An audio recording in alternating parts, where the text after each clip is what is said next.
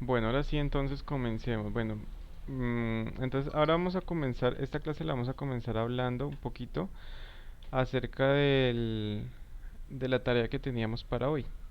Me gustaría entonces saber que discutamos un poquito acerca de lo del video.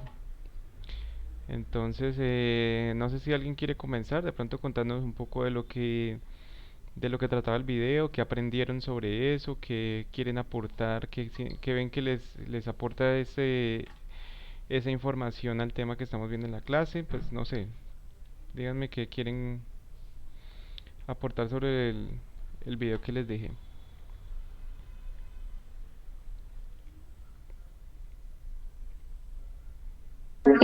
Bueno, profe, yo quisiera comenzar haciendo un pequeño aporte y es que a mí personalmente me pareció muy interesante, ya que pues yo no tenía claro que existían estas dos principales maneras de crear dinero.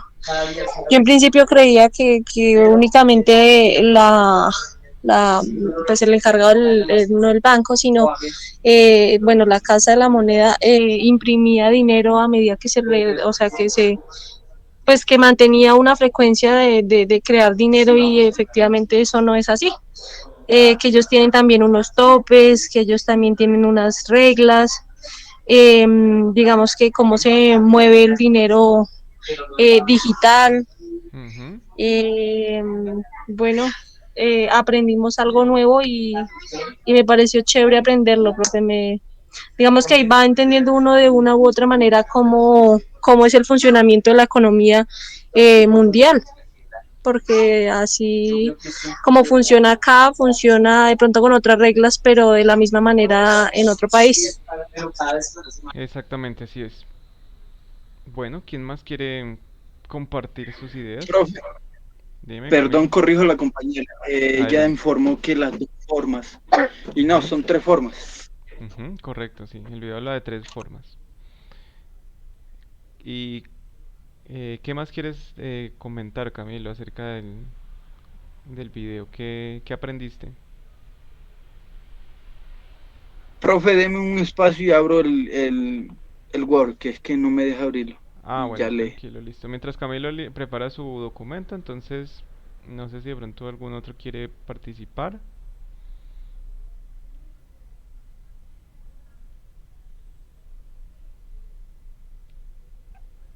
Profe, yo le quería decir, lo que pasa es que yo no pude ver eso y tampoco pues ahorita pues le estaba preguntando a Dile, porque es que a mí se me dañó el celular y me lo tuvieron que formatear y o sea, se borró todo, Sí. ¿ya? Entonces no sé qué video, no sé nada de eso, profe, porque todo eso se me borró. Me tocó escribirle a María Fernanda ¿qué? Para cómo hacía para el grupo, porque tampoco me aparecía. O sea que tú ya no estás en el grupo. Sí, o sea, a mí, o sea, en el momento en que a mí me formatearon eso, o sea, me borró todo, pero yo le escribí a María Fernanda, entonces ella me dijo, no, dijo, ya mismo miro cómo para que te vincules al grupo, y ella me vinculó otra vez, no sé cómo hizo, pero no, Ah, o sea, por eso le digo, no, o sea, no tengo el video ni nada porque a mí se me borró todo eso, o sea, todas las conversaciones se me borraron. listo. Entonces ahorita me recuerdas y te lo mando directamente al WhatsApp para que lo revises. Y la tarea que teníamos para hoy era hacer un resumen sobre ese video. El video que habla de las tres formas que se utilizan para la creación del dinero. Ah, listo, profe, listo. Gracias, yo. Bueno, Camilo me dice si ya está listo o seguimos con alguien más.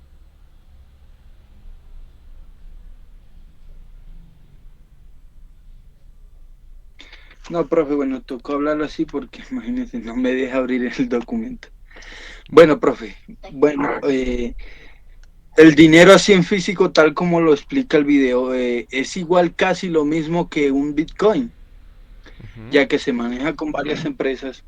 También lo que hace es buscar que el pueblo no lo utilice tanto, pero en sí, el pueblo en sí o el usuario que está adquiriendo o el que tiene su dinero, tiene que usarlo obtener más o como que adquirir más. Tenía algo, pues, que había otra cosita que... Pero no te entiendo. ¿Cómo así que el pueblo no lo use? ¿Algo así fue que lo que dijiste? Bueno, lo que buscan los bancos es que el ciudadano o el que tiene el bien no sobrepase límites que los perjudique a ellos en sí. Ujú. Bendito archivo. Y bueno, también es igual a, bueno, tiene mucha comparación con el Bitcoin, ya que si lo que busca el Bitcoin es que esté ahí o tenga un límite tope. Y lo que hacen los bancos en sí al producirlo es que no lo utilicen tanto para que ellos no excedan este tope.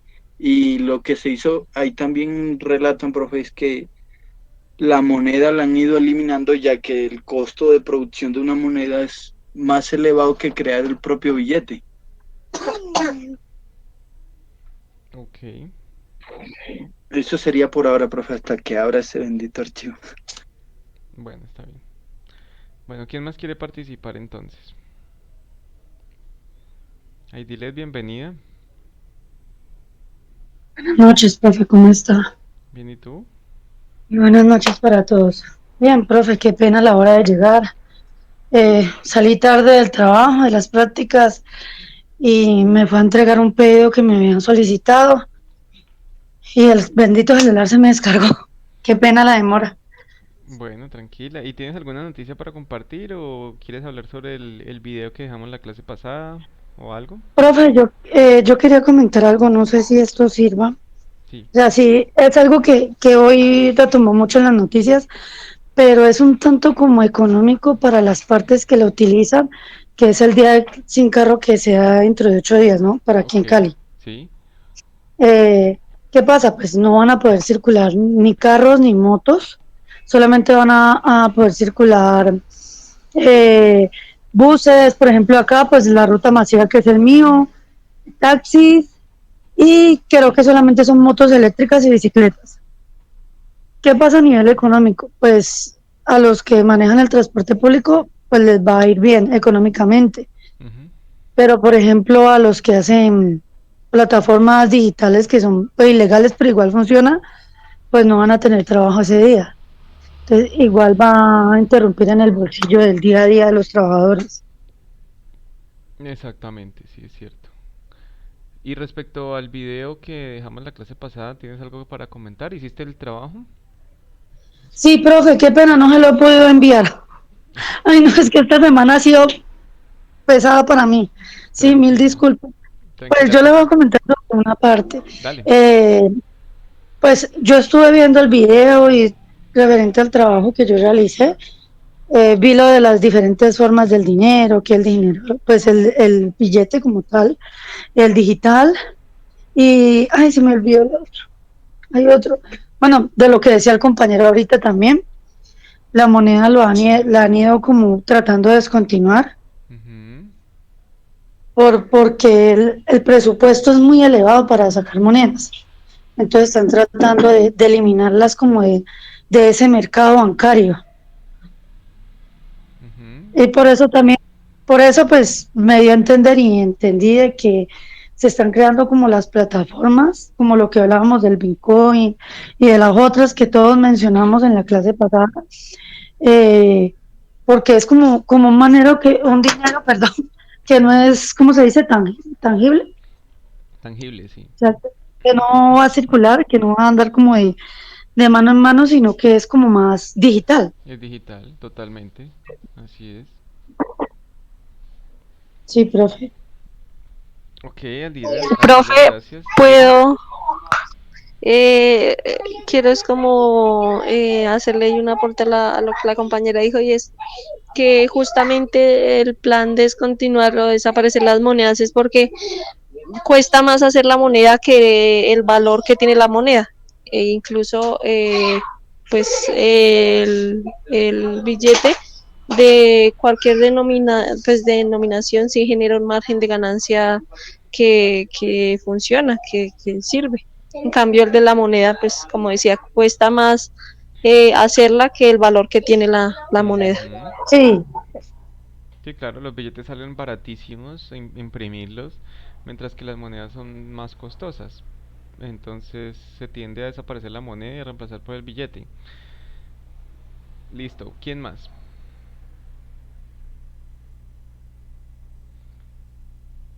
Andrea, Erika, Silvana, Mónica.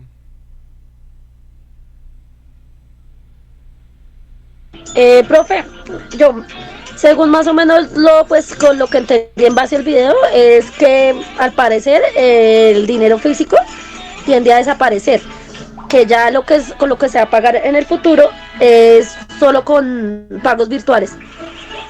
Por ejemplo, como son las aplicaciones DaviPlata, Bancolombia, Nequi, Sí, ya en el futuro lo que se debe venir es el dinero virtual. sí, exactamente.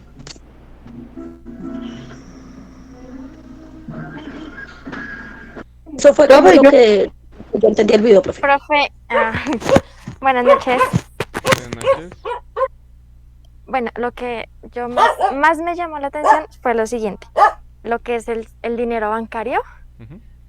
que dice que esta es la segunda forma de la creación de dinero, ¿no? Sí, Que, que, que aproximadamente es un 79.8% de la forma, o sea, espérame, a ver, sí, de la forma o sea, de la que se crea el dinero a nivel mundial en una economía. Eso fue como que lo que más más me llamó la atención del video. Y se crea a través cuando compramos con las tarjetas y ayudamos a crear ese dinero. ok. Aidilet creo que iba a decir algo. ay sí, profe, iba a decir algo, pero se me pasó. Qué pena, siempre salgo con algo, pero sí iba a decir algo y sí, ahorita lo digo y se me fue la paloma. Ahora que Bueno, la coja le digo. ahora que otra persona esté hablando, entonces te acuerdas. Si no la escribo, profe, porque igual me va. Las Es, clases no se ganan igual sin Aidilet. definitivamente, Claro, sí. yo sí me encanta. Ay, no, qué pena. La verdad se me fue, profe. Ella es el alma del curso. Bueno, Sin ella, sin ella las clases serían aburridas. te... Ah, Profe, gracias. profe, un favorcito. Sí, Camilo, dale. Eh, profe, yo le envié el trabajo a usted en un PDF, porfa, lo puede abrir. Es que el mío no me deja, ni lo he estado Ah, bueno. intentando y nada. Porfa. Listo, vamos a mirar entonces el PDF que me enviaste. Me dice que no se puede abrir debido a que no es un tipo de archivo permitido o está dañado. Por ejemplo, se envió como adjunto de un correo electrónico y no se descodificó correctamente. Me sale ese error. A mí también. ¿Por qué? ¿Cómo lo guardaste luego? Yo lo tomé, lo hice en Word y al momento de guardarlo en una memoria USB que la tengo aquí al lado, lo guardé como PDF, PDF. no más. Entonces toma el archivo Y Word y vuelve a grabarlo como PDF o si no, envíame el archivo Word. sí, profe, lo estoy haciendo y no me deja tampoco, me da el mismo mensaje, me arroja el mismo. Entonces ahí sí no sé qué habrá pasado. Espere, le busco un programa, de pronto salga. Bueno, Silvana, Mónica, ¿quieren compartir algo?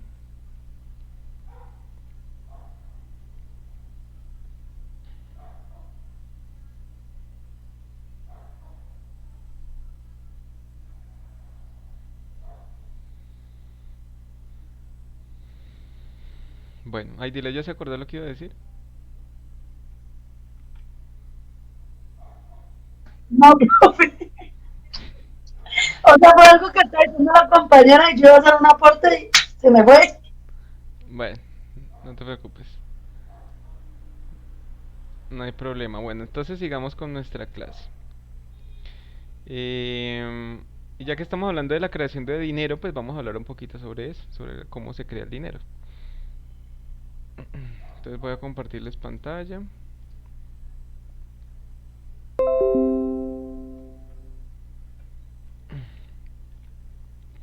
Bueno, entonces,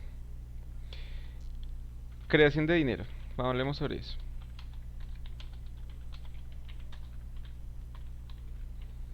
Y ya después seguimos con las diapositivas.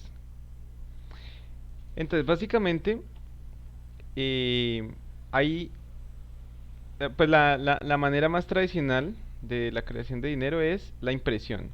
O sea, impresión o acuñación, porque antes, como antes de existir el papel moneda, lo que hacían era acuñar monedas, entonces también se llama impresión o acuñación de dinero, que es la forma pues básica tradicional de crear el dinero, ¿no? Y eso lo hace el Banco Central de cada país. Eso está a cargo del Banco Central. Entonces, un Banco Central se supone que es una entidad que es de carácter público, aunque hay algunos que son público-privados, pero pues se supone que debería ser de carácter público, es decir, del gubernamental, que se encargue, entre una de sus funciones, de la impresión de dinero o acuñación de monedas. Entonces, básicamente esa sería una primera forma de crear el dinero. Pero también existe una segunda, que es por medio de un sistema que se llama la reserva fraccionaria. Entonces vamos a ver un poquito, enfocarnos un poquito en este, porque esta es como, digamos que la primera forma de creación de dinero, que es impresión o acuñación, es como la que todos nos imaginamos, ¿cierto? Como la más común. Pero esta de reserva fraccionaria Profe, casi no se conoce. Dime. perdón, qué pena la interrupción. ¿Qué es acuñación? ¿Como la certificación? No, acuñación es cuando se crea una moneda. Espérate, si quieres yo te doy acá una definición más exacta de acuñación.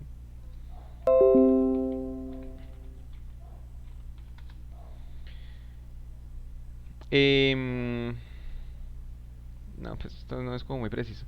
La acuñación es la certificación de una pieza de metal u otro material mediante un distintivo o señales sobre el mismo. Es decir, se le imprime al metal, se le imprime una imagen para que quede como un sello un sello impreso, y que se le permite hacer como una señal a un distintivo, siendo un valor específico, intrínseco o de canje. Em, Generalmente reconocido por ser el primero en circulación, bueno, normalmente se habla de acuñación cuando se trata de metales. Entonces por eso la acuñación de monedas está asociada con la creación de dinero, porque anteriormente así era como se creaba el dinero, acuñando monedas. Ah, listo, profe, gracias por la aclaración. Vale, entonces como hoy en día también existe el dinero de papel, o sea, los billetes, entonces también se habla de la impresión o acuñación eh, del dinero. Pero entonces pasemos un poquito a entender qué es la reserva fraccionaria. Entonces, la reserva fraccionaria es un sistema en el cual mm, los bancos comerciales, entonces vamos a poner aquí, reserva fraccionaria. Entonces, aquí los bancos comerciales, entonces cuando hablamos de bancos comerciales son los bancos que todos conocemos, ¿no? La Vivienda, Bancolombia, Banco Occidente, bueno, todos esos son bancos comerciales. Bancos comerciales están obligados a guardar o a reservar una parte de eh, de su captación. Ya se acuerdan que hablamos de lo que era la captación. Acuérdense que nosotros hemos hablado que la captación quiere decir cuando el banco obtiene recursos del público, o sea, de toda la población, tanto personas naturales como jurídicas, obtiene dinero que esas personas depositan como un ahorro, o sea, como un depósito en el banco. Eso es la captación. Entonces, cuando los bancos comerciales obtienen esa captación, ellos están obligados a reservar una parte. Entonces, reservar una parte de su captación y utilizar el valor restante para la colocación. Entonces ya saben que cuando hablamos de colocación nos estamos haciendo referencia a los préstamos. Entonces, captación quiere decir depósitos en los bancos, depósitos que las personas hacen de dinero en los bancos. Captación. Y colocación, espérate, colocación. Y colocación quiere decir el dinero que los bancos prestan a personas naturales y jurídicas.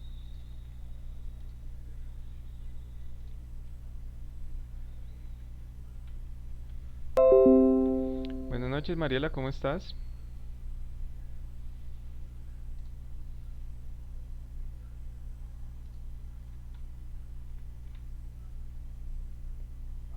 Mariela, ¿estás ahí? ¿Ah? ¿Sí me oyes?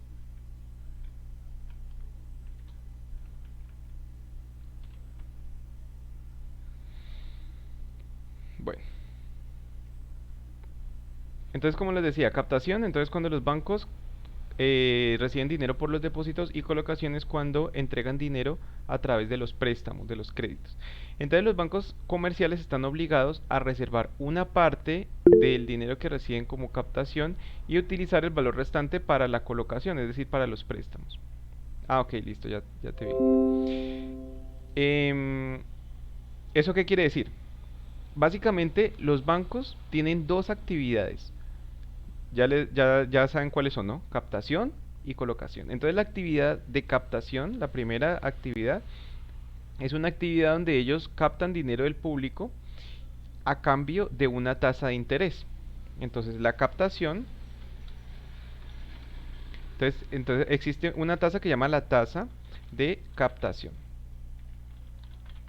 Y esa tasa de captación básicamente es el valor que recibe una persona por depositar dinero en un banco, es decir, una tasa de interés que recibe por depositar el dinero en un banco, ya sea a través de una cuenta de ahorros o de un CDT, que son las maneras más tradicionales de depositar dinero en el banco. Entonces, a eso se le denomina una tasa de captación.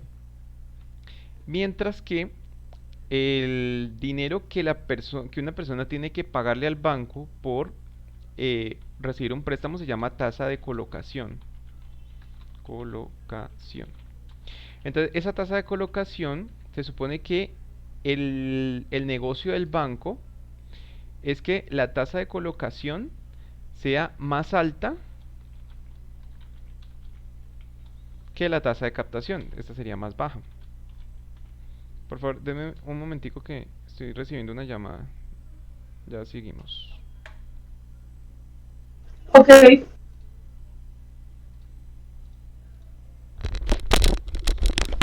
¿Aló?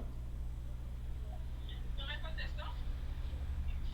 Aló, buenas noches. Sí, buenas noches. Don Helio, le acabé de enviar la foto del diseño que ya está listo con los globitos para que porfa lo mire y el mensajero pueda salir a realizar la entrega. Ah, ok, pero es para mañana, ¿no? Ay, ¿es para mañana? Sí, yo te puse 8 AM.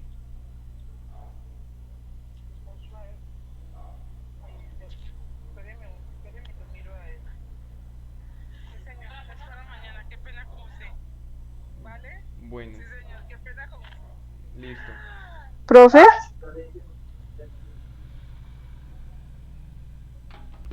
Puedo recibir una llamada, compañera. ¿Ves? Compañeras, ¿algunas anotó lo de captación y colocación? ¿Estaban hablando de mí? Así es que comienzan los chismes, ¿no, profe? Sí, no las puedo dejar un momentico porque ya comienzan a rajar de ese profesor.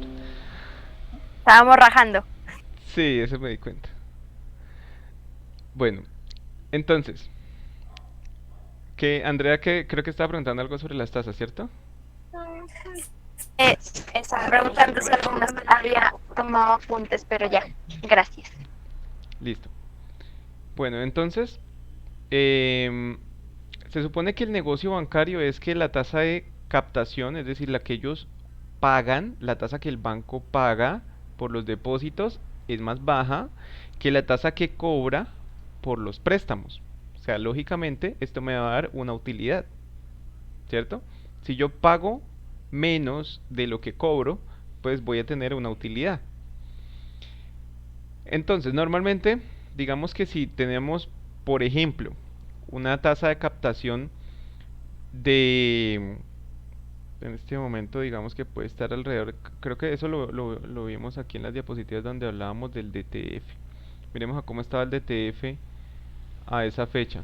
Dice 10.84. Este es un promedio de las tasas de captación. Entonces, por ejemplo, este podría ser 10.84. Mientras que las tasas de colocación, pues obviamente esto es hablando como en promedio porque pues existen demasiadas tasas en el mercado como para poder comparar una por una, pero pues digamos que en promedio una tasa de colocación puede estar alrededor del 28%. Entonces esto genera una diferencia. Si yo saco una resta entre el 28 y el 10%, esto me da un margen. Este sería el margen de utilidad obtenido por los bancos, ¿cierto? Obtiene un 17%.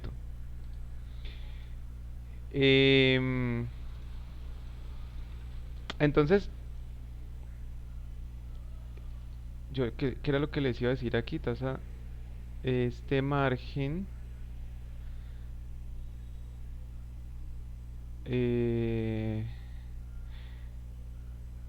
bueno, no me acuerdo. Les iba a decir otra cosa sobre esto. ¿Cómo? Se le fue la paloma, profe. Se olvidó. Sí, eso es como que es pegajoso. Entonces, bueno, ya me acordé. Esto se llama margen de intermediación. Intermediación bancaria se llama eso. Entonces, si uno busca el margen de intermediación bancaria, pues en promedio, uno puede buscar en promedio los márgenes de intermediación bancaria de cada país. Y pues, normalmente en los países subdesarrollados, por lo menos acá en Latinoamérica, tienden a ser márgenes mucho más altos que en los países desarrollados, como por ejemplo Estados Unidos, Europa. Entonces, a medida que tenemos un sistema bancario más desarrollado y un país más desarrollado, pues los márgenes de intermediación bancaria tienden a disminuir. Es decir, tienden a ser más cercano la tasa de captación y la tasa de colocación. Acá en Colombia es uno de los más altos de América. Porque acá las tasas de los préstamos son muy altas en comparación con las tasas de los depósitos. Entonces eso hace que el margen de intermediación bancaria sea demasiado alto. Listo. Entonces, volvamos al tema de la reserva fraccionaria.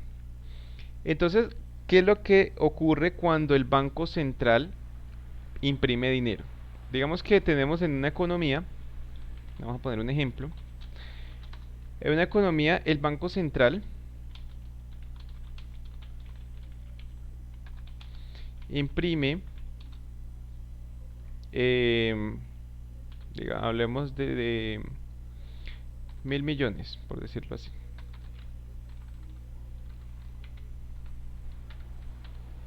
Hagamos de cuenta, pero pues obviamente es mucho más, ¿no? Es muchísimo dinero lo que imprime el banco. Entonces imprime 1.000 millones. Esos 1.000 millones se van a, o sea, al momento de que los imprime, se le entregan a cada uno de los bancos comerciales de acuerdo a diferentes montos, a lo que los bancos soliciten, y se les entrega obviamente con una tasa de interés. El Banco Central cobra una tasa de interés a los bancos comerciales por entregarles ese dinero que acaba de imprimir. Y obviamente pues esa tasa de interés no es que sea muy alta así como estas de aquí, tiende a ser una tasa baja, pero esa tasa, de todas maneras, pues los bancos comerciales tienen una responsabilidad pues con el Banco Central de distribuir pues ese dinero en la economía. Entonces el Banco Central imprime el dinero, lo entrega a los bancos comerciales, y los bancos comerciales a su vez lo prestan a las personas, ¿no? Entonces los bancos comerciales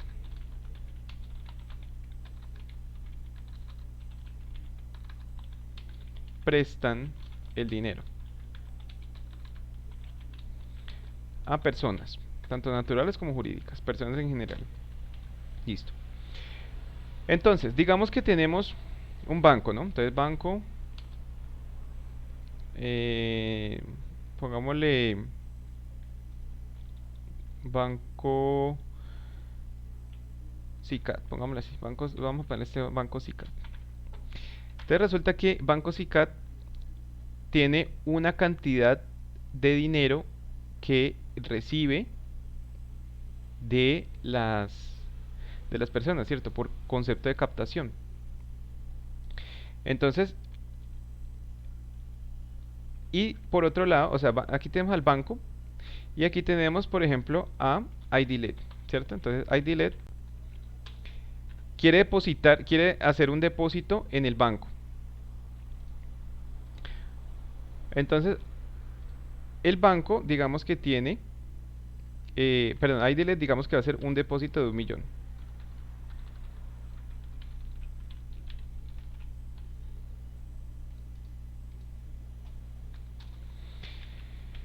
Entonces, ella deposita este dinero en el banco, se lo entrega al banco para que lo administre, y se supone que el banco lo va a administrar y a la vez le va a devolver a IDLED una tasa de interés. Entonces, este millón pasa al banco. Listo, ya está en el banco. Entonces, ¿qué tiene que hacer el banco cuando recibe el dinero depositado por IDLED? Está obligado a guardar una reserva fraccionaria, por eso se llama reserva fraccionaria, porque está obligado a reservar una parte del dinero que capta. Entonces, esa reserva normalmente tiende a ser alrededor del 10%, digamos. Entonces, esta es la reserva. Vamos a colocarle aquí reserva. Es la reserva del 10%. Es decir que este banco puede prestar, tiene que guardarse, mejor dicho, tiene que guardarse de este dinero que recibió, tiene que guardarse el 10%, o sea, 100.000.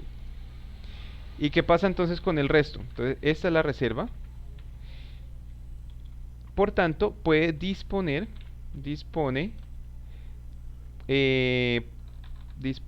para colocación. Entonces dispone para colocación del excedente. 1 millón menos 100.000. Es decir, que dispone de 900.000 pesos que puede prestar a otras personas. Entonces digamos que después llega,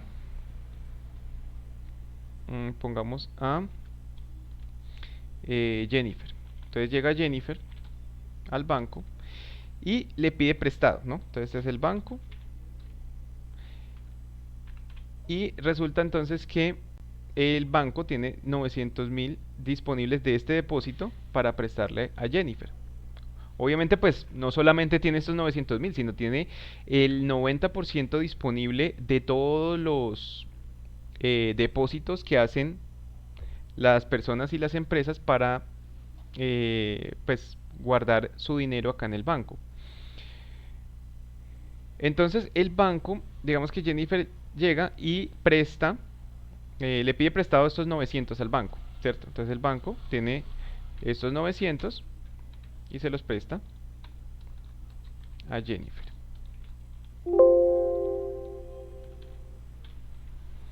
Listo. Entonces Jennifer recibió 900.000. Pero resulta que el banco le va a pedir a Jennifer que le pague un interés, ¿cierto? Al momento en que el banco realizó la captación, se supone que de esto el banco tiene que pagarle a IDLED un porcentaje. Digamos que si estamos hablando de una cuenta de ahorros, pues una cuenta de ahorros no va a pagar, digamos que el interés no va a ser mucho. Como si mucho llegará al 1% anual, por ejemplo. Porque los bancos en una cuenta de ahorros no pagan mucho porque eso es dinero que en cualquier momento las personas pueden retirar. Entonces, el hecho de que esté ese dinero disponible, que sea líquido, que tenga esa liquidez para retirar en cualquier momento, pues hace de que su tasa de interés sea muy baja. Entonces, porque se puede retirar en cualquier momento. Por eso es que los bancos, además del interés, pues ellos cobran, o sea, ellos pagan un interés, pero también cobran cuotas de manejo y cobran otros gastos, que eso al final no termina generando ningún interés. Pero bueno, supongamos que el banco le va a pagar un interés del 1% a iDealet por ese dinero que depositó en la cuenta. Pero resulta que el banco a Jennifer sí le va a cobrar una tasa cara. Interés le va a cobrar un 20% a Jennifer anual. Entonces, fíjense en una cosa de lo que primero tenemos que analizar aquí. Y es que el Banco Central primero imprimió, por ejemplo, 1.000 millones, ¿no? Esos 1.000 millones se distribuyen entre los bancos comerciales. Y los bancos comerciales lo prestan, prestan el dinero a las personas. Así como está haciendo aquí este banco con Jennifer, le está prestando dinero. Pero entonces quiere decir que si el banco le presta dinero a las personas, después esas personas van a tener que devolver el dinero al banco más los intereses. Entonces, coloquémosle aquí esa nota. Las personas devuelven el capital más los intereses. Pero entonces aquí es donde viene la pregunta. Si el banco imprimió 1.000 millones de pesos en la economía, añadió esos 1.000 millones de pesos a la economía, entonces, y se lo prestó a los bancos comerciales, y los bancos comerciales se lo prestan a las personas, y las personas tienen que devolver el capital más los intereses. Entonces, ¿de dónde salen los intereses? Si en la economía existen 1.000 millones de pesos, ¿de dónde va a salir los intereses para pagar esos 1.000 millones, digamos, dónde va a salir el dinero para pagar los intereses de los 1.000 millones de pesos? Entonces, aquí es donde entra el tema de las tasas de interés y la reserva fraccionaria, porque entonces, como yo les decía, el banco les presta 900 a Jennifer, pero Jennifer tiene que devolver 900 más la tasa de interés. Tiene que devolverle más al banco. Y ese 20% que le va a pagar Jennifer, entonces el banco le paga a iDealet el 1%. Entonces el banco se quedó con un 19%, ¿no? Ellos son bien avispados. Entonces se queda con un 19%. Listo. Entonces, ¿qué significa después? Que Jennifer va a gastar ese dinero. Entonces digamos que con ese dinero va y hace una compra. Eso quiere decir que estos 900 que Jennifer pidió prestados vuelven a entrar otra vez al sistema financiero. Entonces vamos a colocarle aquí una flechita que me indique que los deposita en una cuenta bancaria, ¿cierto? Porque ella no los va a tener ahí quietos. Entonces hace un depósito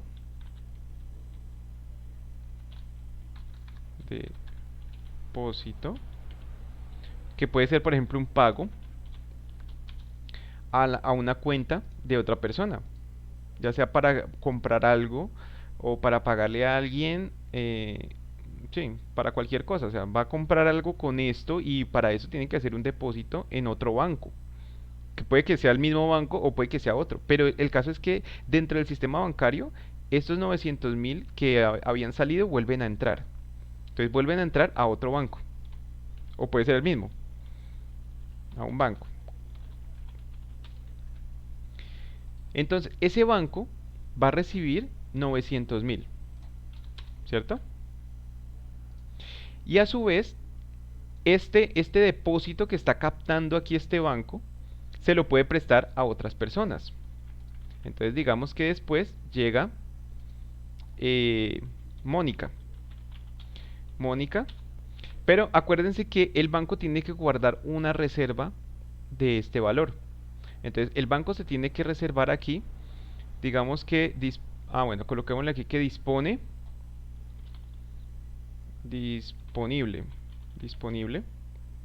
para los préstamos, tiene que reservar, coloquémosle primero la reserva, reserva, reserva. Entonces la reserva es del 10%, o sea que se va a reservar 90.000 pesos. Y el disponible que le va a quedar, pues van a ser 810. Esto es lo que le puede prestar a Mónica de ese depósito, ¿no? Estamos hablando del mismo millón de pesos que Aidy le tenía, que lo recibió en algún momento de algún préstamo, de algún pago que recibió, o de otra persona que de pronto pidió prestado y le pagó a Aidy, como sea, Aidy lo recibió. De este mismo millón de pesos, este banco le presta 900 a Jennifer. Jennifer deposita estos 900 en un banco, el banco se reserva 900, le quedan 810 y se los prestan a Mónica. Listo. Mónica vuelve y repite el mismo proceso, vuelve y los deposita en el sistema financiero en otro banco, ¿no? Entonces volvemos y copiamos esto acá. Entonces vuelve y hace un depósito por el valor de 810. Entonces de aquí se va a hacer una reserva otra vez del 10%, que sería esta, y quedan disponibles 729 y así sucesivamente. Entonces eso nos crea como una cascada de depósitos y préstamos que prácticamente se vuelve un ciclo interminable, ¿no? Hasta que se agote el dinero. Pero entonces, ¿en qué punto se va a agotar el dinero? Pues vamos a ver, saquemos cuentas. Entonces vamos a hacer una tablita aquí donde vamos a anotar qué pasa en cada transacción. Entonces, comencemos por la primera. Entonces arrancamos con 1.000.000, ¿cierto? Arrancamos con 1.000.000, que era lo que teníamos. Entonces aquí vamos a colocar esto es un depósito. Aquí vamos a tener una reserva. Y aquí vamos a tener un disponible. Entonces, en la primera transacción lo que hicimos fue un depósito de 1.000.000.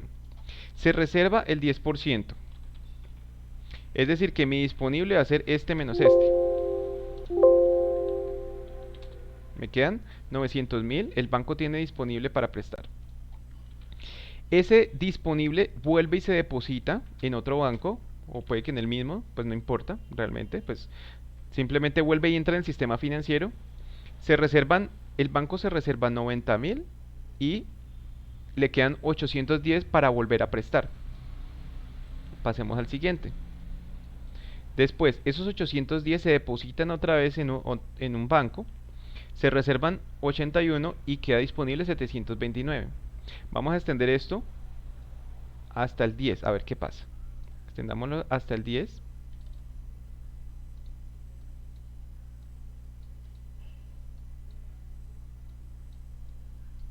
A ver qué ocurre.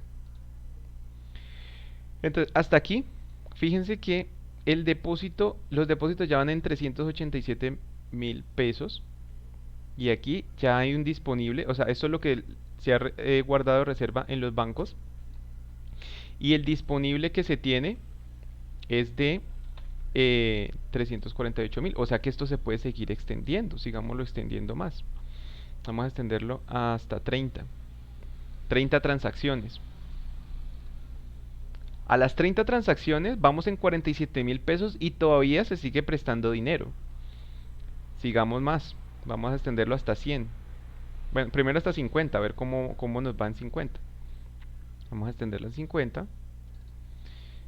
Y en 50 ya nos quedan 5.000 pesos. De ese 1.000.000 de pesos que se depositó inicialmente, ya se tienen 5.000 pesos, porque ya el resto se ha quedado como reservas, ¿cierto? O sea, toda esta parte del dinero, 994.000 pesos ya han quedado como reservas en cualquiera de esos bancos. Ahora sí, extendámoslo hasta el 100. O sea, aquí estamos hablando solamente de 100 operaciones, de 100 transacciones financieras que se realizan en la economía. Y eso que no solamente son 100, o sea, diariamente se procesan miles de millones de transacciones al día. Fíjense que aquí ya se está agotando, ya quedan solamente 30 pesos. Y pues digamos que ya como que De ahí en adelante, digamos que aquí terminará el ciclo, ¿no? Pongámosle, porque ya aquí, pues la reserva solamente son 3 pesos y solamente quedan 27 pesos para prestar, entonces como que ya no es muy representativo, ¿no? Obviamente, pues aquí estamos hablando solamente de 1 millón, pero pues realmente el sistema bancario mueve mucho más que eso, ¿no? Podríamos hablar de miles de billones de pesos, o sea, millones de millones. Entonces, básicamente, fíjense que en reserva, ¿cuánto tenemos? 999.973. Es decir, este dinero del millón quedó en la reserva de los bancos. Pero, de todas maneras, sí se hicieron unos préstamos, ¿no? Estos préstamos, este disponible que está aquí, es el disponible para préstamos. O sea que los bancos en total, ¿cuánto prestaron a la economía? Pues si sumamos los préstamos que hicieron los bancos, prestaron aquí 900, acá 800, acá 700, acá 600, o sea, del mismo millón, reservan una parte y prestan la otra. Entonces, ¿cuánto se prestó en total? Se prestaron casi 9 millones de pesos y el otro millón permanece en reservas. O sea, de este millón que se depositó inicialmente, se están creando 9 millones adicionales en la economía. O sea, se multiplicó el dinero. Y esto sin contar los intereses que las personas después tienen que pagar para devolver esa deuda. Entonces, esto se llama emisión secundaria. Entonces vamos a resumirlo aquí. La primera que estábamos hablando de impresión o acuñación, esto se llama emisión primaria. Emisión primaria, ¿cierto? Emisión de dinero primaria. Y a esta que se realiza a través de la reserva fraccionaria se llama emisión secundaria.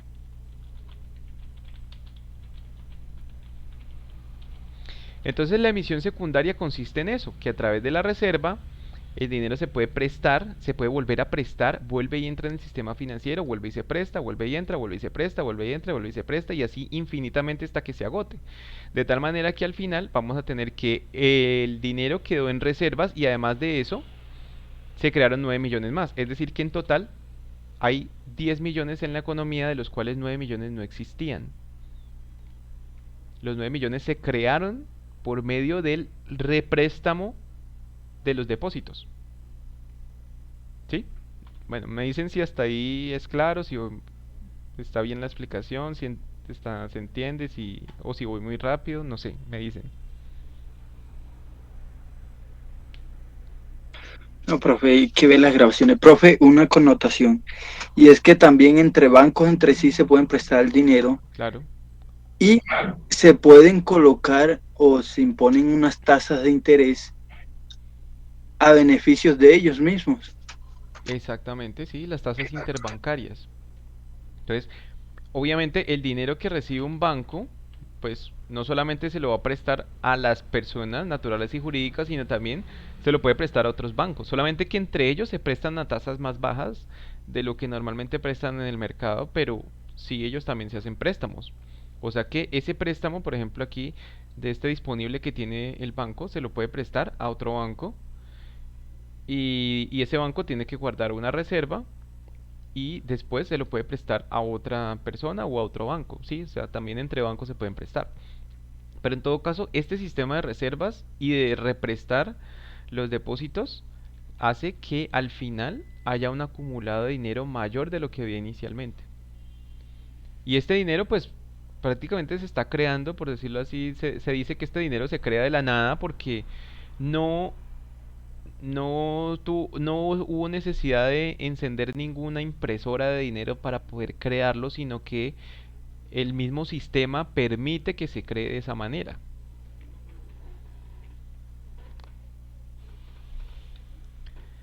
Y así evitar la inflación. Al contrario, así se crea inflación. O sea, entonces ahora como con la nueva ley o el nuevo proyecto que tiene el presidente, con lo de subirle los intereses a la gasolina, también se está creando dinero, se está creando inflación. Porque sí, señor, como para ya, recaudar fondos y tener como una reserva en sí. Claro, porque es que como ya hemos hablado, el, los precios de la gasolina son los que, o sea, afectan todo en la economía. O sea, son los que mueven gran parte de la inflación en la economía porque de eso depende el transporte de todos los insumos, prácticamente. Em, entonces, un aumento en los precios de la gasolina, pues llevaría a un aumento en los precios de casi todos los bienes de consumo. Bueno, me gustaría saber hasta ahí qué preguntas tienen, qué dudas tienen, si quedó claro el ejemplo, o se los vuelvo a explicar, o, o quieren comentar algo.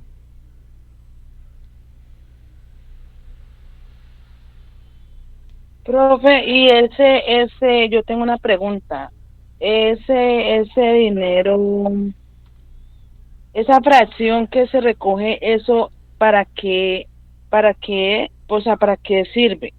Ok, se supone que esta reserva que se tiene que hacer de los bancos, que los bancos tienen que hacer esas reservas, son para protegerse, pues, por decirlo así, como tener un saldo en su cuenta, digamos que sirva de colchón en caso de que de pronto se quede sin efectivo, o sea, sin liquidez en algún momento y tenga que, o sea, que no se quede sin nada, pues, por decirlo así, que de pronto en algún momento tiene que devolver dinero a sus depositantes, ¿cierto? Porque de pronto si los depositantes solicitan retirar el dinero de sus cuentas, pero ese dinero tiene que estar en la cuenta del banco, ¿no?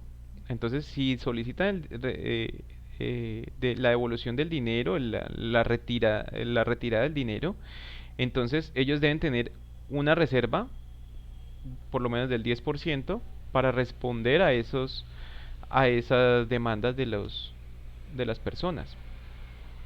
Entonces, esa reserva es como un colchón de seguridad que ellos deben tener por ley para tener liquidez, o sea, para tener algo ahí guardado en caso, o sea, no todos lo prestan, porque si van a prestarlo todo, entonces se quedan sin dinero prácticamente y en algún momento de pronto si las personas quieren retirar su dinero, pues no van a tener que empezar a cobrar los préstamos que hicieron para poder devolverle a las personas. Pero entonces aquí nos damos cuenta de que realmente los bancos no tienen dinero suficiente para devolver la totalidad de los depósitos. Porque si en la economía estamos hablando de que ya aquí en este ejemplo se existen ya 10 millones, a partir de un millón se crearon otros 9 y existen 10 millones en la economía. Entonces, quiere decir que los bancos solamente tienen para devolver en reservas un millón. ¿Y los otros 9 millones qué? Los otros 9 millones no existen. O básicamente no están en las reservas de los bancos. Esos 9 millones están en préstamos. Entonces, si esos 9 millones están en préstamos, quiere decir que si las personas quieren retirar su dinero, el banco solamente les va a poder responder hasta un millón. Y el resto, ¿de dónde va a salir? Porque si en la economía, digamos que solamente existe volvemos a lo que hemos dicho acá. Si en la economía existe una oferta limitada de dinero, por ejemplo 1.000 millones que imprime el Banco Central, y ese dinero entra en circulación a través de los bancos comerciales, y los bancos comerciales lo entregan a las personas, y ese dinero comienza a fluir en la economía, a entrar y salir del sistema financiero. Entonces, ¿de dónde va a salir el excedente para pagar los intereses? ¿Y de dónde van a salir Imprimir entonces? Exactamente. Entonces, ¿de dónde va a salir después el dinero para pagar esto? Para pagar esa deuda. Ese dinero adicional que se creó prácticamente pues de la nada. Porque los bancos aquí no están haciendo nada, solamente eh, reciben, reservan y prestan. Reciben, reservan y prestan. No hacen nada más. O sea, esto realmente no aporta crecimiento económico. Lo que aporta crecimiento económico es que de pronto sí, digamos que con El depósito de IDILE, digamos que Jennifer después recibió un préstamo y Jennifer, digamos que con este préstamo que recibió, compra mm, un producto y la persona que recibe el pago por ese producto, pues obviamente se está beneficiando porque está recibiendo 900.000. Obviamente esa persona lo deposita en el banco y el banco ya pues se encarga de seguir haciendo préstamos, pero pues esta persona que vendió el producto pues no se entera. O sea, si piensa de que sus 900.000 están ahí en el banco y cuando revisa su cuenta el banco le dice, sí, usted aquí tiene 900.000 depositados. Dime. Pregunta, ahorita que hablábamos de los CDT, qué pena si me salgo un poquito del tema. ¿De dónde entonces salen esos intereses? Bueno, sí, esos intereses que dan, por ejemplo, uno hace un CDT y creo que es cada 6 meses le dan un cierto interés, no es mucho, pero dan un porcentaje. ¿Esto Sí. sale de lo mismo, o sea, por la circulación? Sale de aquí, del interés que el banco cobra por los préstamos. Porque cuando tú depositas en un CDT, el banco lo que hace es prestar ese dinero a otra persona. Obviamente se guarda una reserva, ¿no? Tiene que guardar una reserva, pero el resto lo presta a otras personas. Es decir, el banco presta tu dinero a otras personas cuando tú abres un CDT. Presta tu dinero a otras personas y el banco sabe que tiene, ya sean 90, 180 o 360 días o los que sean, ya sabe qué tiempo dispone para recuperar ese dinero y devolvértelo a ti cuando ya se vence el CDT. Entonces, el banco va, invierte tu dinero, o sea, lo presta a otras personas y se gana, por ejemplo, un 20%, pero a ti solamente te va a pagar el 1, o te va a pagar el 5, o te va a pagar el 10, como máximo. Pero el resto se lo queda el banco. Es decir, los intereses se los queda, la diferencia entre la tasa del CDT y la tasa a la que prestó ese dinero, pues ese es el margen de ganancia del banco, que es el margen de intermediación que yo les hablaba aquí.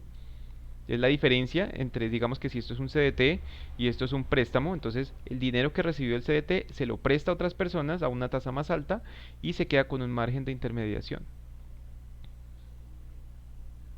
Gracias, profe. Entonces de ahí sale la plata para pagar eso. Pero entonces volvemos a lo mismo, ¿cierto? Aquí se está creando dinero. Se está creando dinero, esto se llama emisión secundaria. ¿Por qué? Porque el dinero que se deposita vuelve y se presta, y se deposita y vuelve y se presta, y así se crea un círculo, un ciclo. Entonces se puede crear hasta 9 veces más, digamos, dependiendo del porcentaje de la reserva, porque en este caso yo puse un ejemplo donde la reserva es el 10%, entonces quiere decir que al final vamos a tener 10 veces más, contando con el capital inicial, incluyéndolo, serían 10 veces más de lo que existía inicialmente. Entonces, esta es otra forma de creación de dinero que casi nadie conoce. Solamente ustedes que estudian macroeconomía son los que se enteran de esto, pero el resto de la población suele ignorar este tipo de cosas.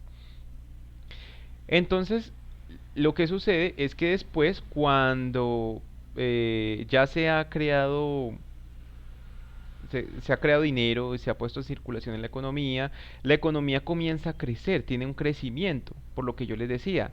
Jennifer recibe un préstamo, ese préstamo se lo paga a Pepito, eh, digamos para comprar algo, ¿cierto? Porque todo depende del consumo.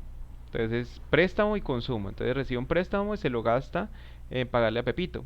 Y Pepito después le paga a fulanito y fulanito le paga a Juanita y eso se va creando un ciclo donde con estos mismos 900.000 pesos, porque obviamente ya a nivel ya no de banco, sino a nivel de personas que hacen transacciones, ¿cierto? A nivel de consumidores, ya no hay ese tipo de reservas.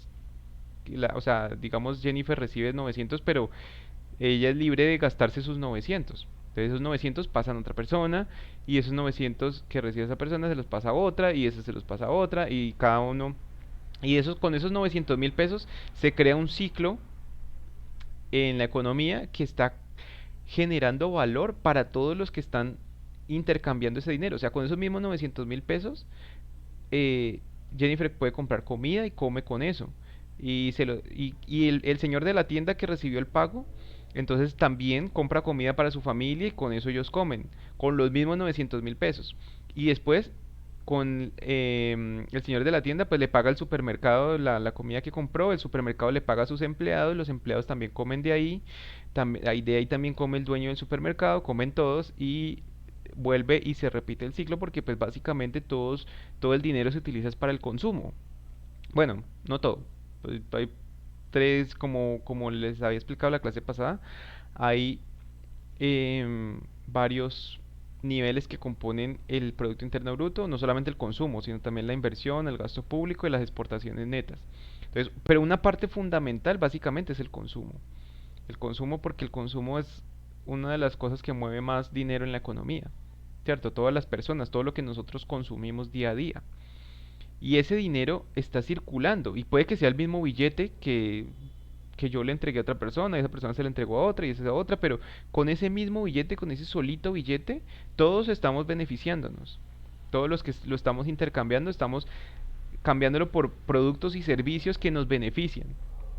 Y puede ser que después, en el futuro, ese billete vuelva a mis manos, ¿cierto? Y, y se reinicia el ciclo y sigue produciendo y generando valor para muchas personas. Entonces, eso hace que exista un crecimiento en la economía. Y a medida que la economía crece, entonces vamos a colocar acá, sino que no sé si ponerlo porque pues esta tabla está como larguita. Entonces, vamos a ponerlo más bien por aquí. Entonces, se genera, entonces las transacciones generan crecimiento económico.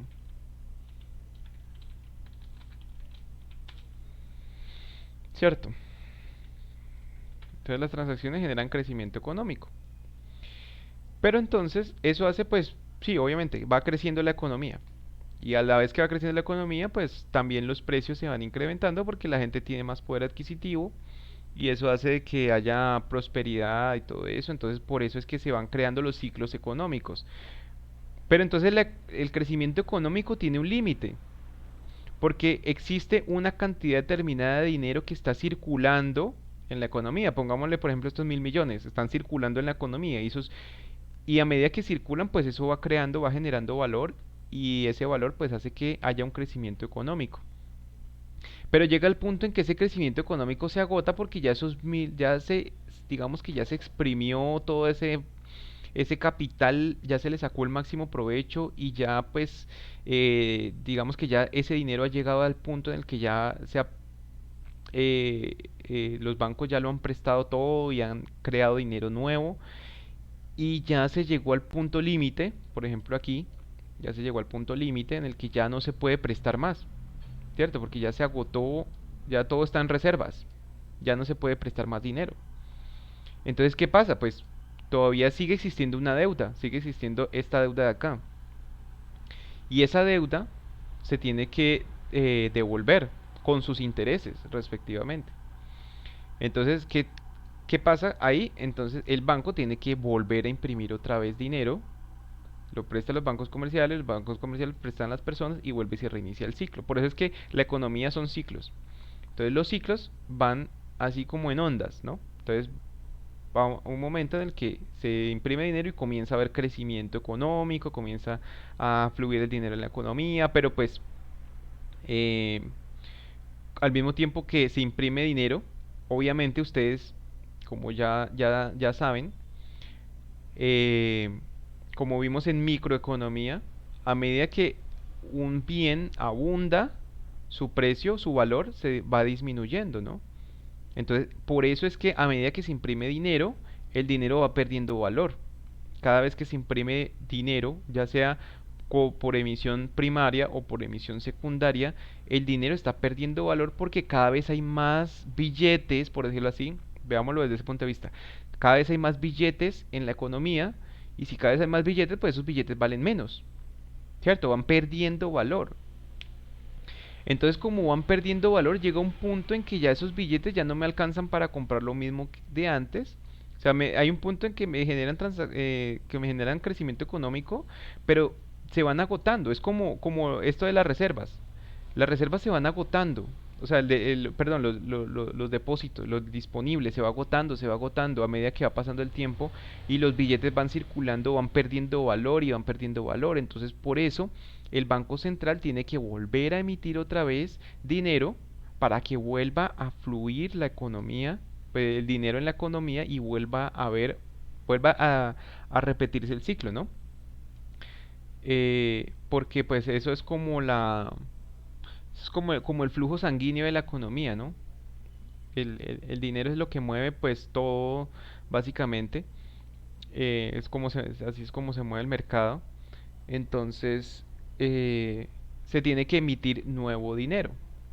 Y al emitir nuevo dinero se crea nueva deuda. Entonces todo el dinero, el sistema en el que nosotros estamos, el sistema financiero en el que vivimos, se basa todo en la deuda, porque todo es deuda. El Banco Central imprime el dinero y lo presta, los bancos comerciales lo prestan.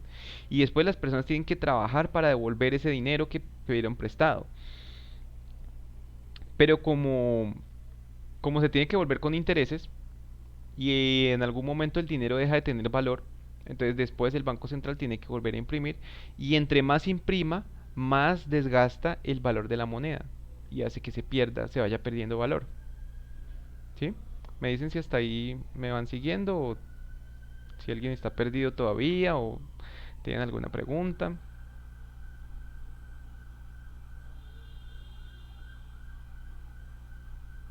No, señor. Creo que vamos bien, profe. Ya con las grabaciones nos quedamos mucho.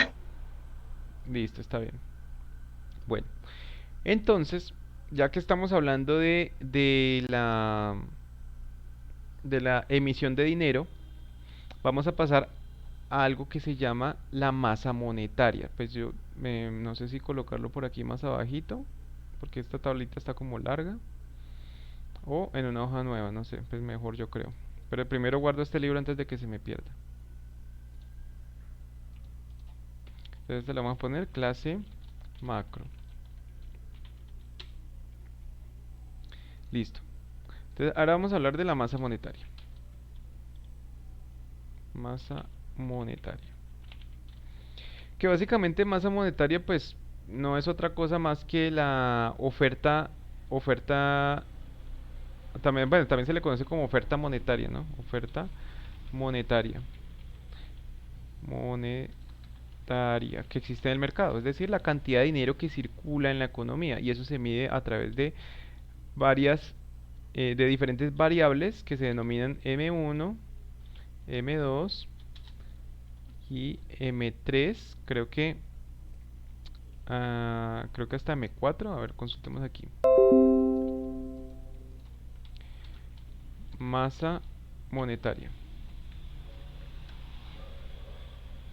Entonces, en la masa monetaria tenemos diferentes niveles, vamos a ver cuáles son. Listo. Entonces, arranquemos desde M0, voy a ampliarles aquí para que veamos mejor. M0 es el total de moneda física, es decir, billetes y monedas más cuentas bancarias, depósitos en los bancos centrales. Entonces, ese es el M0. Vamos a comenzar por ese. Ese es M0.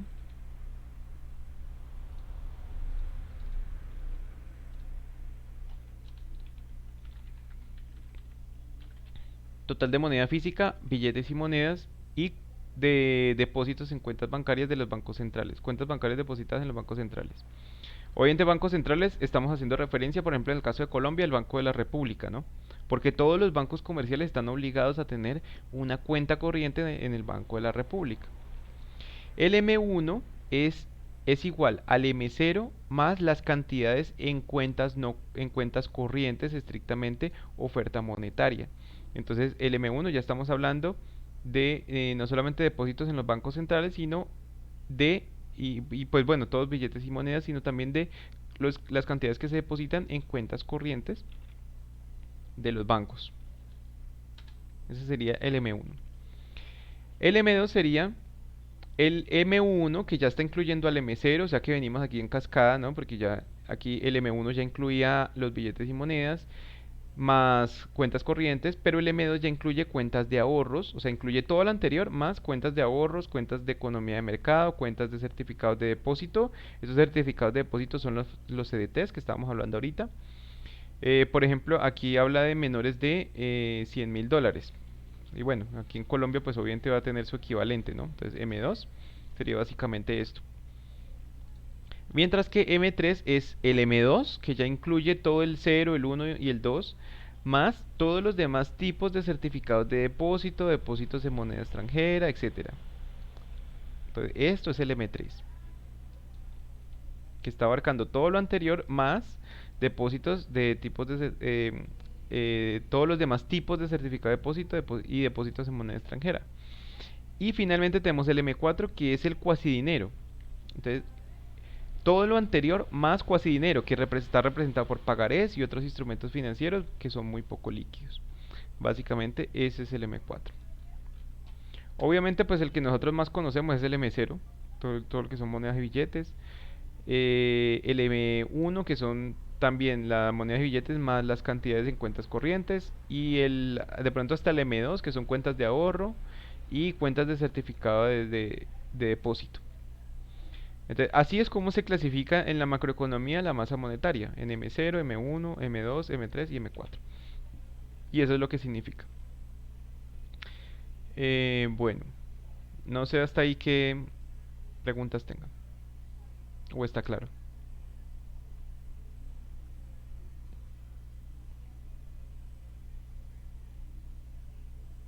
Sí, señora, hasta ahí va. Claro. Perfecto. Bueno, de esto, pues no voy a profundizar mucho en esto, solamente era como explicarles el concepto.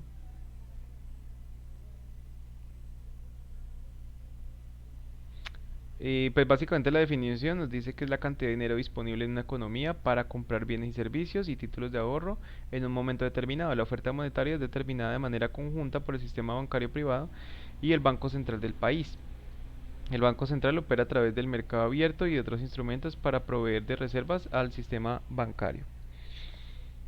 Listo, bueno, entonces si me dicen que no tienen más dudas, pues sigamos entonces con nuestro tema de la clase.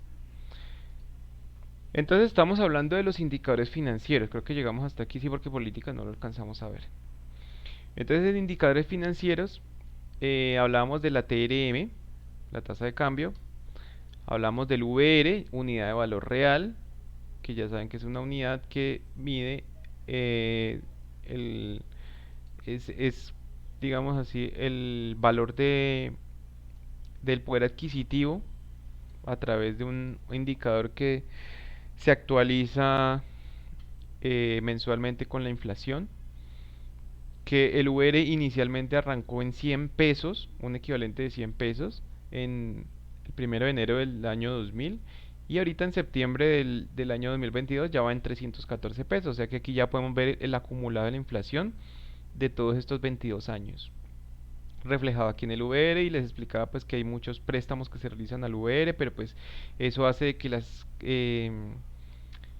que las cuotas del préstamo sean al pasarlas a pesos se conviertan en variables, porque pues está actualizándose todo el tiempo el valor con la inflación. Hablamos de la ETF también, yo les explicaba que es el promedio de los depósitos a término fijo, que se calcula semanalmente y que básicamente lo que permite es tener como una idea aproximada de cuántas son las tasas de captación en el mercado. Teníamos también la tasa de desempleo, bueno, esto sí es algo como más común, más usual de entender.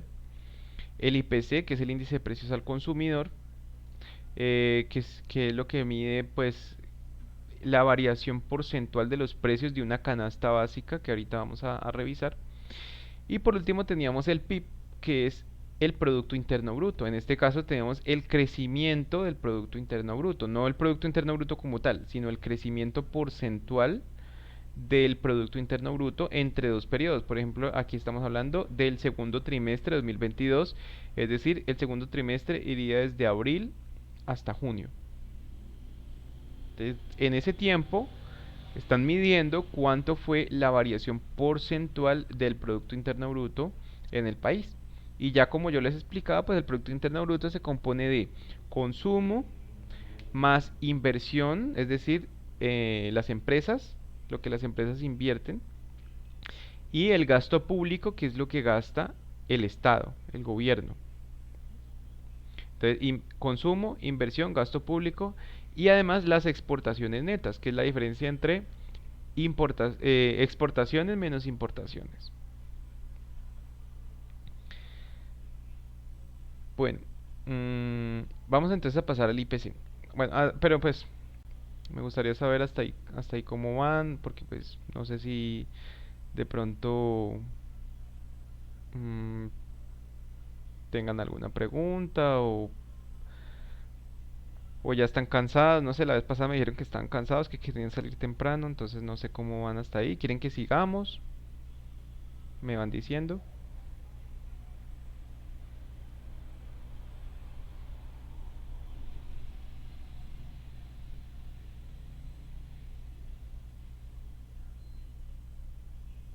Podemos terminar por ahí en las 8:50, profe, otros 10 minuticos.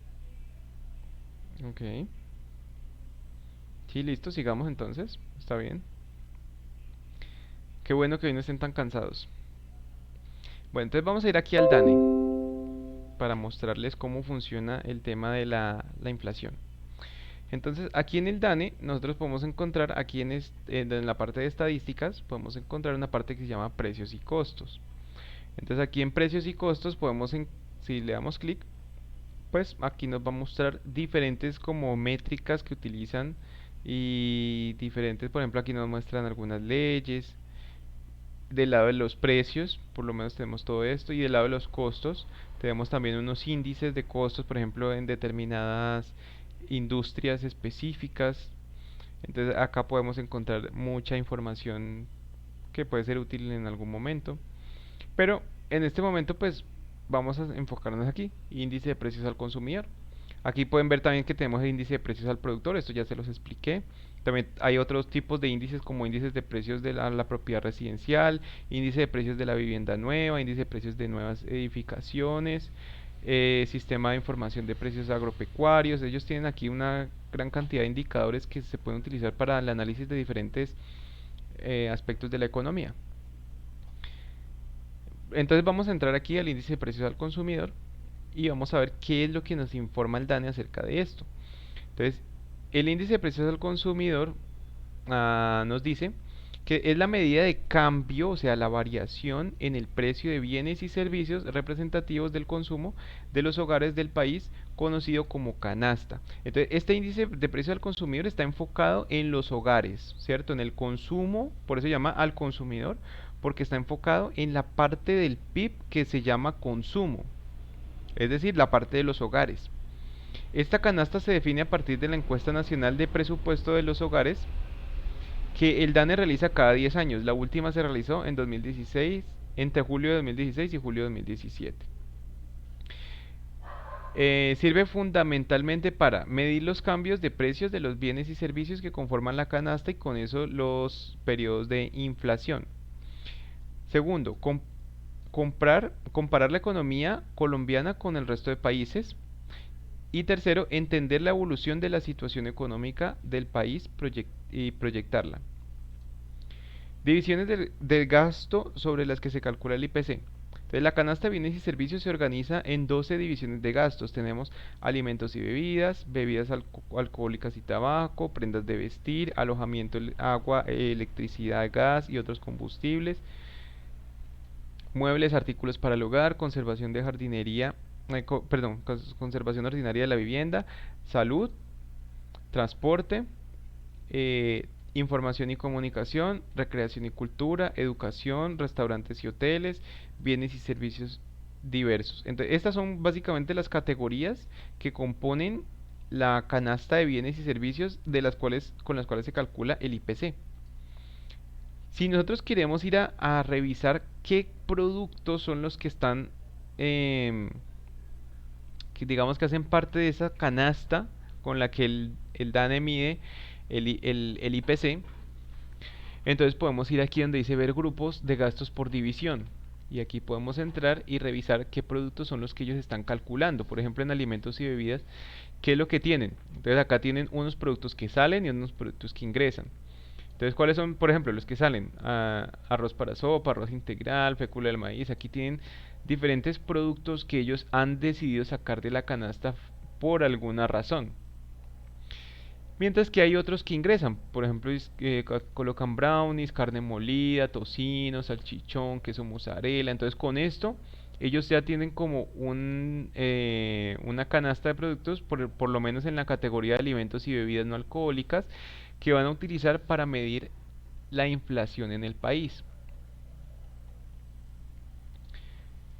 Por lo menos aquí en bebidas alcohólicas, aquí bueno, aquí hay menos, por ejemplo sale el brandy, ingresa tequila, aperitivos, crema de licor, etcétera. En prendas de vestir y calzado, entonces aquí están los que salen, los que entran y así sucesivamente. Aquí podemos ver todos. En alojamiento, por ejemplo, no tiene ninguno que salga, pero sí ingresaron pintura para paredes, bueno, cosas así. Entonces todo esto es la canasta de productos que compone el cálculo del IPC. Aquí podemos revisar qué es lo que ellos están utilizando para el cálculo de la inflación. Tenemos transporte también, costos de transporte, información y comunicación, recreación y cultura, por ejemplo, guirnalda navideña, compra de videojuegos por internet, bombas y serpentinas para fiesta, matas y arbustos. O sea, todo esto el DANE lo utiliza como información para determinar cuál es el valor o la variación porcentual del IPC. En educación, que tiene, por ejemplo, derechos de grado de universidad, cursos de inglés por web, cursos pre-ICFES y universitarios, asesorías de tareas. ¿Qué más tenemos? En restaurantes y hoteles, gaseosa, galletería, postres, sándwich, mensualidad por alimentación de estudiantes en establecimiento educativo. En bienes y servicios, máquina de afeitar, planchas para el cabello, morral, todo esto. Listo, ahora, ¿cómo se calcula? Entonces ya sabemos que partimos de una canasta básica de productos que se compone pues de todo esto. Y pues el cálculo dice que cada mes el DANE registra el precio de los 443 artículos que componen la canasta. Entonces son 443 artículos en total. Registran los precios cada mes, esto lo van a hacer cada mes. Para esto visita diferentes canales de distribución en 38 ciudades del país, en donde los colombianos adquieren bienes o servicios. Esto incluye tiendas de barrio, supermercados, plazas de abastos, grandes superficies, establecimientos especializados en la venta de artículos y en la prestación de servicios. Una vez se registran los cambios de precio, si suben o si bajan, para cada artículo de la canasta de bienes y servicios se calcula la variación entre un periodo y otro. Entonces aquí entra el concepto que habíamos visto en el módulo anterior de la oferta y la demanda, ¿no? Porque eso es lo que hace que suban y bajen los precios. Si aumenta la oferta de un determinado producto, su precio disminuye, y si baja la oferta de un determinado producto, entonces su precio se incrementa. Entonces, dependiendo de eso, pues van a haber variaciones en los precios, y el DANE lo que se encarga es de medir eso, o registrar más bien esos cambios en los precios, si suben o bajan, para determinar cuál es la variación del IPC. Entonces, si el IPC incrementa su valor, tenemos inflación. Eso se mide en porcentaje, ¿no? Entonces, si resulta un incremento porcentual en el IPC, eso se llama inflación. Y cuando hay un decrecimiento porcentual del IPC, pues eso se llama deflación. Entonces vamos a colocarlo acá en los apuntes. Entonces, IPC. Entonces, IPC es el índice, aunque eso también está en las diapositivas, ¿no? Entonces, índice de precios al consumidor. Entonces, cuando el índice tiene un incremento porcentual, significa que hay inflación.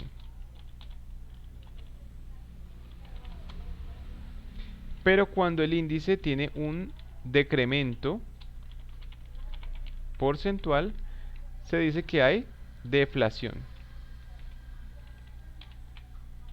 Entonces la deflación, la inflación es el incremento de los precios, es el incremento generalizado de los precios de una canasta de productos, de bienes de consumo. Mientras que la deflación es lo contrario, es una variación negativa de los precios, cuando los precios disminuyen su valor. Obviamente para que haya deflación tiene que haber un decrecimiento generalizado en los precios. Así como la inflación es un crecimiento generalizado, la deflación sería un decrecimiento generalizado en el nivel de precios. Entonces, si nosotros consultamos la inflación, vamos a ver aquí en la página del DANE, donde está el dato de la inflación aquí, visor de datos. Está actualizando, dice. Regresemos otra vez. Vamos a ver si acá nos indica. Sí, aquí está. El IPC. Vamos a darle clic a ver si nos muestra más información. Aquí está. Entonces, en agosto de 2022, la variación mensual del IPC fue del 1,202%. Entonces, ¿qué quiere decir esto? Que en agosto los precios de toda esa canasta que acabamos de ver de productos, en promedio tuvo un incremento del 1,02%. Obviamente unos incrementaron más que otros, pero en promedio fue el 1,02%. Es decir que ahora, en el mes de septiembre, los productos son un 1% más costosos de lo que valían en agosto, a principios de agosto. Y si nosotros nos vamos aquí, lo que dice es que en el mes de agosto el IPC registró una variación del 1,02% en comparación con el mes de julio, que es el mes anterior. 4 divisiones se ubicaron por encima del promedio nacional. Entonces, 1,02, alimentos y bebidas no alcohólicas. Fíjense que este rubro de alimentos y bebidas tuvo un incremento del 1,02. No, perdón, incrementos y bebidas es 1,85. Este 1,02 es el promedio total del IPC. Alimentos y bebidas tuvo un incremento del 1,85. Bienes y servicios del 1,54. Restaurantes, hoteles 1,45. Muebles 1,33. Y por debajo se ubicaron alojamiento de agua, electricidad y gas y otros combustibles del 0,76, 0,74, 0,68, 0,60, 0,45, 0,27, educación 0,17 y por último información y comunicación con 0,08. Es decir, este casi no tuvo variación durante el mes de agosto. Entonces el acumulado de todas estas cosas y promediado pues nos va a dar el 1,02 de acuerdo con lo que nos está informando el DANE, y aquí podemos ver qué es lo que más ha subido de precio. Por ejemplo, lo que más ha subido de precio son alimentos y bebidas no alcohólicas, seguido por bienes y servicios, por restaurantes y hoteles, por muebles. Estos son los productos que han hecho que los precios de la economía se incrementen. Entonces, aquí tenemos variación mensual. Si lo comparamos con el año anterior, 2021, fíjense que en el mes de agosto el incremento del IPC fue solamente del 0,45. Entonces aquí ya podemos empezar a sacar conclusiones. La inflación en agosto del año 2022 está siendo casi el doble de la inflación de agosto del año 2021. Entonces, este año hemos tenido muchísima más inflación que el año anterior. Eso también lo podemos ver aquí en la variación del año corrido, es decir, de enero a agosto ha habido un 9,06% en 2022, mientras que en 2021 de enero a agosto era un 3,93%. Entonces se triplicó, en lo que va corrido el año se ha triplicado el valor de la inflación. Lo mismo la variación anual, es decir, desde agosto del año pasado a agosto del año actual, hemos tenido un incremento del 10,84%, mientras que en 2021, es decir, desde agosto 2020 a agosto 2021, había sido solamente el 4,44%. Entonces aquí podemos ver cómo vemos reflejado pues todo lo que hemos estado hablando de la inflación y cómo ha impactado los precios del petróleo, lo de la guerra en Ucrania, lo de todas estas cosas del ámbito internacional y nacional que nos afectan, ¿no?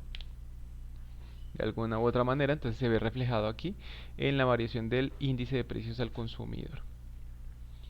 ¿Listo? No sé si tengan alguna duda hasta allí, o algo que quieran preguntar, o algo que quieran comentar.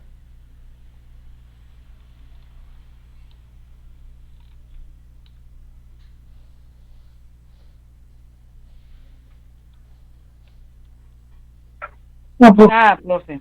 ¿Todo claro? Listo, entonces ya no les sí, queda más pero tiempo. Vamos a detener hasta ahí. usted tiene unos alumnos muy inteligentes. Sí, eso me doy cuenta. ustedes no necesitan, no necesitan que les repita mucho las cosas. Las captan todas de una.